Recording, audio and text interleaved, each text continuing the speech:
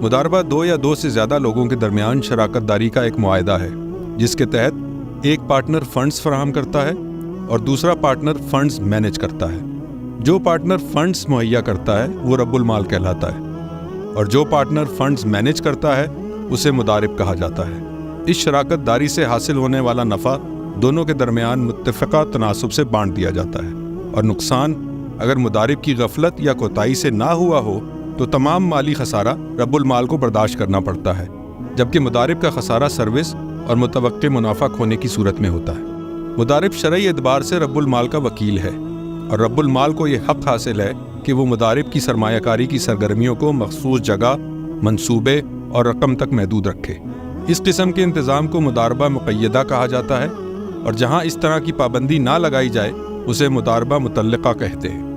مداربہ ان لوگوں کے لیے مفید ہے جن کے پاس سرمایہ ہے لیکن وہ بزنس کرنے کی مہارت نہیں رکھتے یا ان کے پاس بزنس کرنے کا وقت نہیں، جیسا کہ اساتذہ، ڈاکٹر، انجینئر وغیرہ۔ ان افراد کو کسی ایسے پارٹنر کی ضرورت ہوتی ہے جو سرمایہ کاری کرنے کی مہارت رکھتا ہو، جیسا کہ اسلامی بینک۔ سرمایہ کاری اکاؤنٹس جن میں کسٹمرز کو نفع دیا جاتا ہے، ان اکاؤنٹس میں اسلامک بینک اپنے کسٹمرز کے ساتھ مداربہ کا معاہدہ کرتے ہیں۔ اسلامی اصولوں کے مطابق قرض کے معاملے میں کسی قسم کا نفع یا فائدہ پہنچایا نہیں جا سکتا، اس لیے اسلامک بینک سیونگ اکاؤنٹ میں قرض کے برعکس شراکت داری مداربہ کی بنیاد پر ڈپازٹ وصول کرتے ہیں۔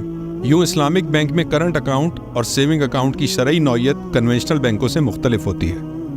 کنونشنل بینکنگ میں سیونگ ڈپازٹ شرح سود کی بنیاد پر آفر کیے جاتے ہیں اور بینک کسٹمرز کے ڈپازٹ پر طے شدہ سود ادا کرتا ہے، جبکہ اسلامک بینک ماہانہ بنیاد پر تجارت سے ہونے والا حقیقی نفع میں سے طے شدہ حصہ کسٹمرز کو ادا کرتا ہے۔ اس اعتبار سے کنونشنل سیونگ ڈپازٹ اور اسلامک سیونگ ڈپازٹ میں دو بنیادی فرق ہیں۔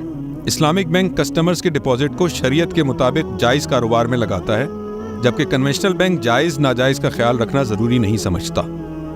نمبر 2، اسلامک بینک کاروباری سرگرمیوں سے حاصل ہونے والا حقیقی منافع کسٹمرز میں تقسیم کرتا ہے، جبکہ کنونشنل بینک کسٹمرز کو ڈپازٹ پر سود کی صورت میں طے شدہ رقم واپس کرتا ہے۔